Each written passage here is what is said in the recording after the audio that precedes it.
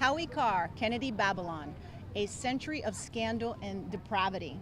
So I'm here at the Art of the Green in Arlington, Massachusetts with Howie Carr, and we're going to talk about his most recent book. Yes. Tell us all about it. It's a story of the scandals of the Kennedy family. There are a lot of books out about the Kennedy family. What I did was I took it's called Volume 1. So I started the story of all the Kennedy family scandals, because there are always new ones. Just arrests of two members of the family last month in Barnstable, Hyannis. And so they're always getting into trouble, and they have this great sterling reputation, or at least among certain elements of the population. But there is a dark side to the family story, and some of it's pretty humorous. Their drunken, scandalous escapades over the years. So what I did was I talked about it. I have chapters in here on Chappaquiddick, on Marilyn Monroe, on all the scandals of Ted Kennedy after Chappaquiddick, the 1990s, when one of the sons of Bobby Kennedy was not convicted.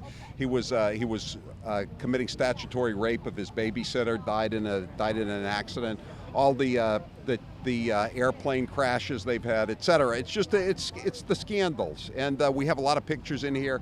I work for the Boston Herald, so I had access to the full photographic library, the morgue of the Boston Herald, and I bought photographs. So this is the best collection of Kennedy scandals and Kennedy photographs that you've never seen anywhere, and it's a good gift.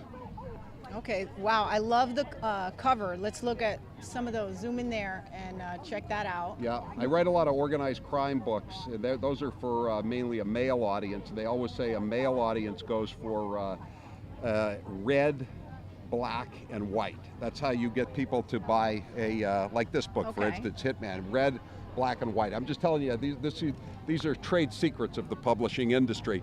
But I wanted the Kennedy book to be a little different, because a lot of it was based in Palm Beach, and I figured, so I go with the Lilly Pulitzer colors. That's why I picked all those pinks and greens. And then we have caricatures on the cover.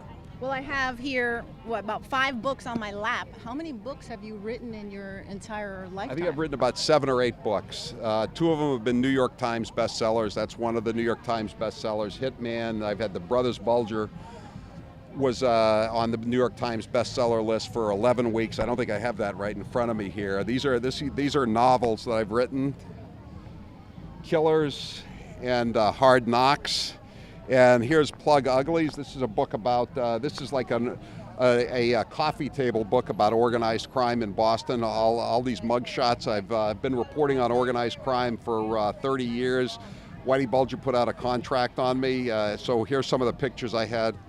And again, here's my best-selling book of all time. That's The Brothers Bulger. Again, that was on the New York Times bestseller list for 11 weeks, and it's about the president of the Massachusetts State Senate, Billy Bulger, who was the most powerful guy in Massachusetts politics, and his brother, Whitey Bulger, who was the most powerful gangster in Boston. He was tried 4 years ago in Boston Federal District Court for racketeering and murder, and he put out a contract on me when I was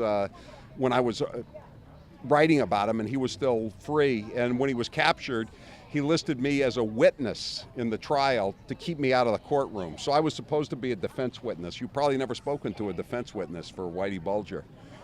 You probably won't again either. Oh, wow. But I am a Whitey Bulger defense witness. Although I was never called, he was just trying to keep me out of the courtroom. He didn't really want me to testify about him.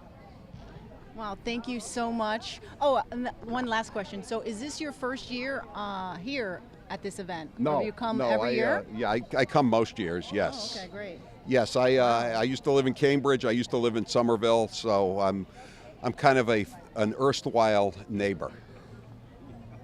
Well, thank you so much. And what would you like to say to those young professionals who are out there and they're aspiring to be a great writer like you?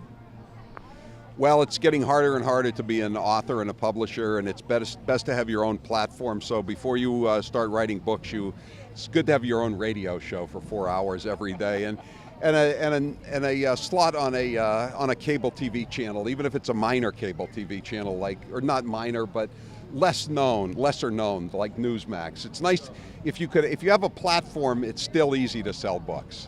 And today we have so many different platforms that are coming into existence because of technology changes. What do you think is the best platform today?